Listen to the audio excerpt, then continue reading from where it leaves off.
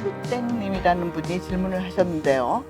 자녀가 이중국적 소지자라고 합니다. 몰라서 범법자가 되지 말고. 범법자는 신고를 안 했다고 해서 범법자가 되는 건 아니고 국적 상실 이후에 한국 여권 행사하면 그게 여권법 위반으로 벌금이라든지 출입국 기상의 불이익을 당할 수 있는데 한국의 4대 국경일이라고 해서 3.1절, 광복절, 한글날, 개천절 이렇게 딱 4일을 저희가 쉬고 있고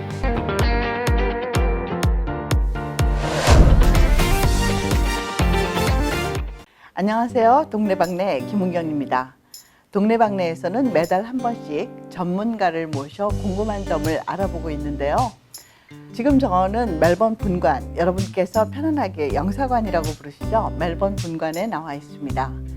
멜번 분관이 개설된 지 12년이 됐는데요. 많이 편리해졌다고 생각을 하면서도 막상 사건, 사고에 부딪혔을 때 어떤 조력을 받을 수 있는지, 또 민원 업무는 어떻게 변했는지, 내가 모르는 것은 무엇인지 궁금한 점이 참 많은 것 같습니다.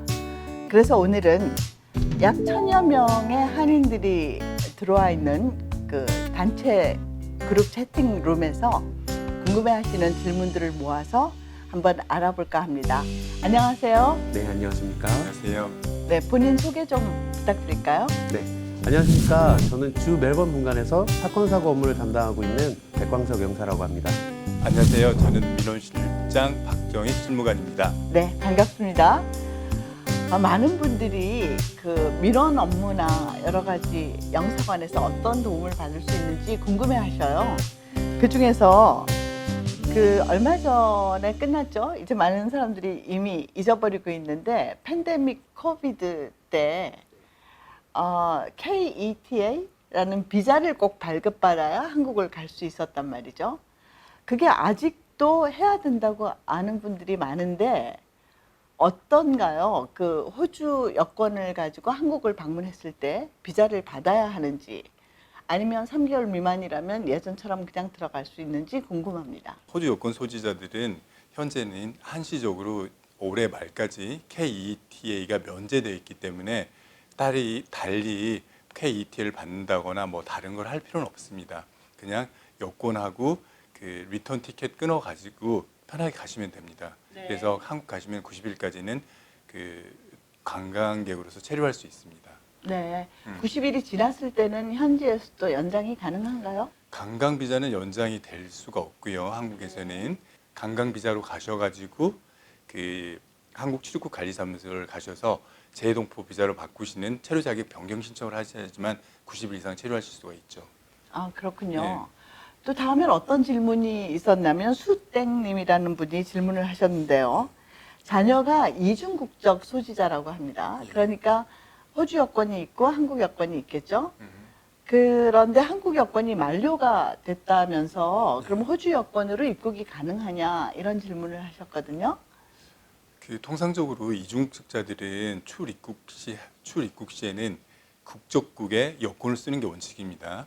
그래서 호주 국적자하고 한국과 이중국적자는 호주 출입국 시에는 필히 호주 여권을 제시하는 게 출입국 시에 맞는 거고 한국에서도 한국 국적자이기 때문에 한국 여권을 제시하는 게 맞습니다. 그게 원칙입니다. 네. 그런데 이게 정확하게 법률적으로 규제하는 거는 없는 것 같습니다. 저희가 보니까.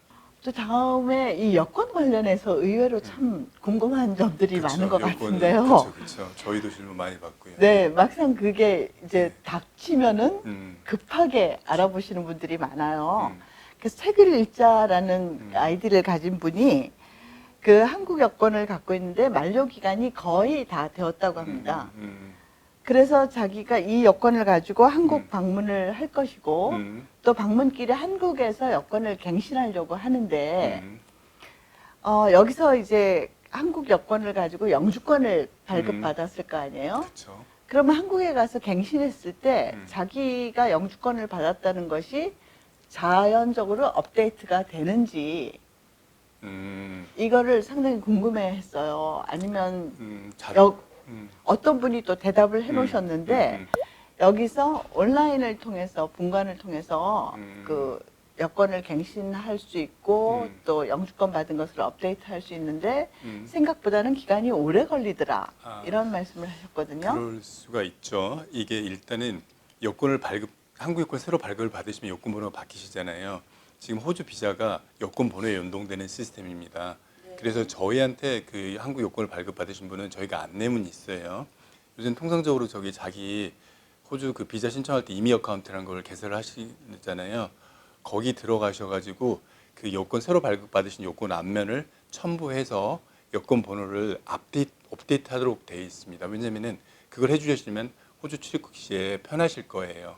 그래서 저희가 하는 건 아니고 저희는 대한민국 외교부는 여권을 발급해 드리는 거고 이제 그 여권 번호 바뀐 여권 번호를 호주 이민성에 알려주는 거는 그 민원인들께서 직접 그 호주 이민성 웹사이트에 들어가셔서 하실 수 있습니다. 근데 이제 어떤 분이 말씀하신 것처럼 그걸 올렸을 때 오래 걸릴 수도 있다는 말은 저도 해보니까 개인적으로 그게 바로 제 이미 어카운트에서 새로 바뀐 여권 번호가 업데이트 된 게 그게 나오는 건 아니더라고요.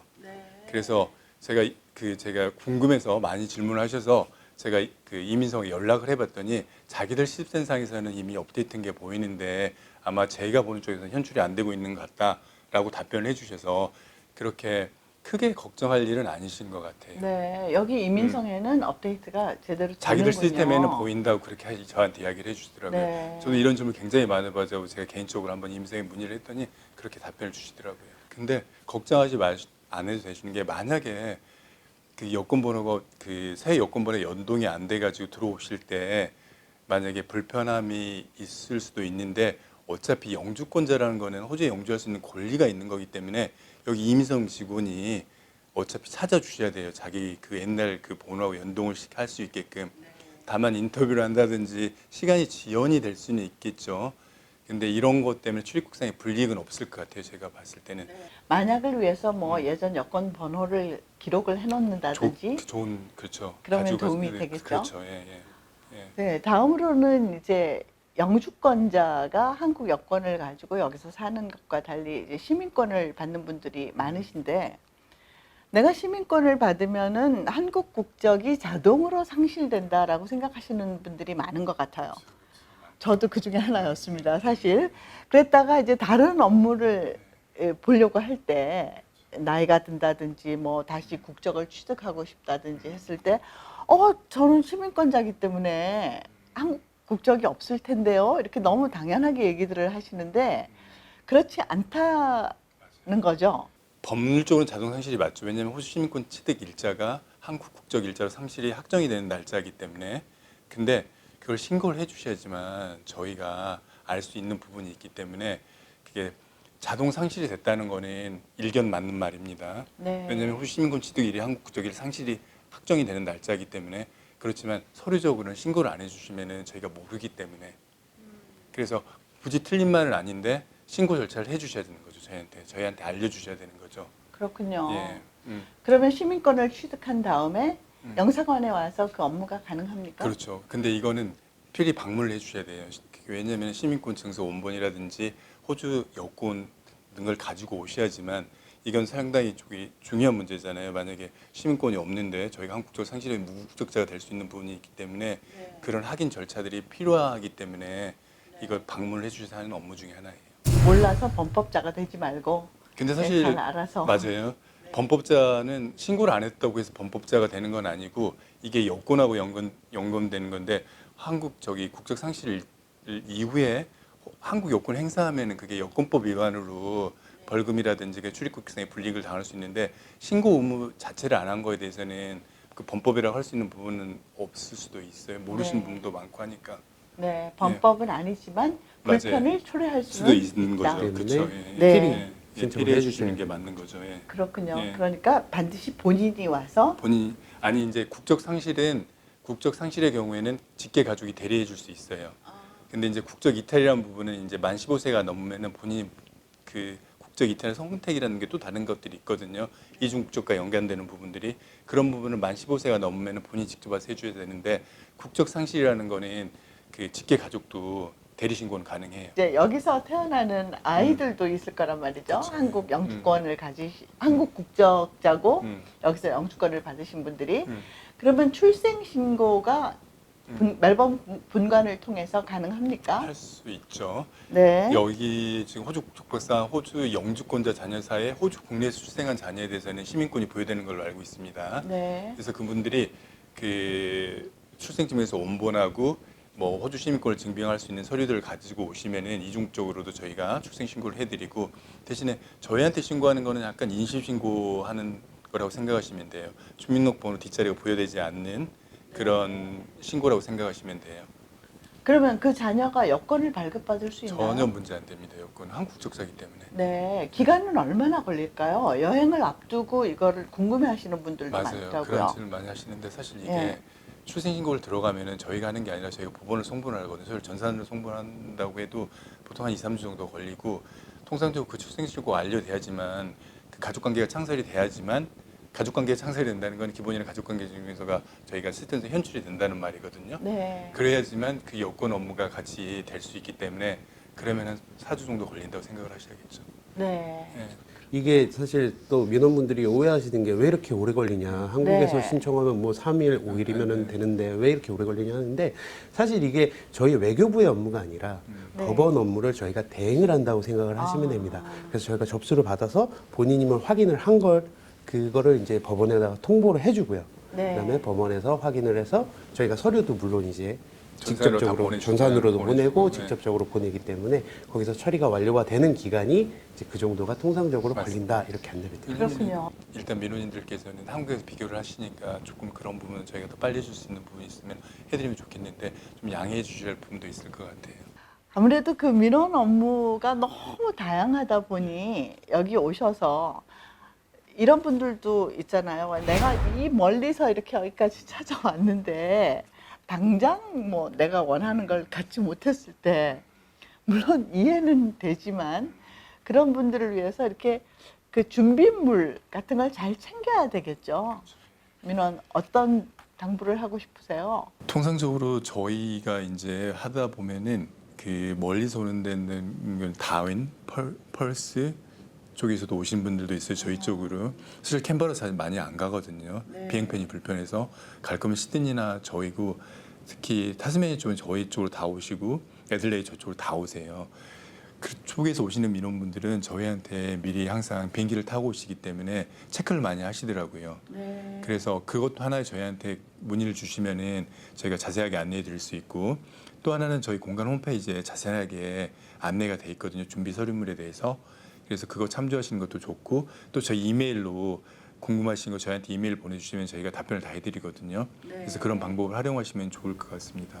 네, 준비를 다 해갖고 와서 한 번에 끝나면 서로 좋은데 정말 답답한 일이 생기기도 하고요. 또 실제로 이렇게 뭐 여기까지 왔는데 문이 잠겨 있었어, 나는 몰랐어 라든지 또 지레짐작으로 한국의 공휴일이면 멜번 분가도 쉬는 거 아니야? 뭐 이렇게 해서 포기를 하시는 분도 계신데 언제 쉬십니까? 저희는 사실 그 현지 이 호주의 이제 국경일이나 휴일에는 당연히 이제 다른 기관들도 휴무를 하기 때문에 저희도 휴무를 하게끔 되어 있고요. 한국의 4대 국경일이라고 해서 3.1절, 광복절, 한글날, 개천절 이렇게 딱 4일을 저희가 쉬고 있고 뭐 많이들 문의 주십니다. 뭐 그러면은 추석이라든지 설날 명절 때는 운영을 하는지 당연히 저희는 운영을 하고 있고요. 예. 그리고 저희 홈페이지를 들어가 보시면은 저희가 이제 공휴일 1년치 그 스케줄을 올려놓은 게 있습니다. 그거 참조하시면 아마 더 쉽게 이해하실 수 있을 것 같습니다. 그렇군요. 한국의 그 추석 연휴라도 여기다 근무를 하시는 거고 네, 또 호주식으로 양력설을 쓰시겠군요. 그렇습니다. 그리고 우리 설이 아니라 네. 연고자라든지 실종자 파악입니다. 여기에 이제 워킹홀리데이로 오는 그 우리 워홀러들이 많기 때문에 뭐 심한 경우에는 정말 수감이 되는 경우도 있어요. 그래서 네. 저희가 이제 수감자 면회를 또 가게 됩니다. 사실은 이제 제가 이런 말씀 드리기 너무 좀 죄송하지만 이제 영사 졸업 범위에서 벗어나는 게 통역이거든요. 네. 그래서 그 통역을 어떻게 해결을 하는지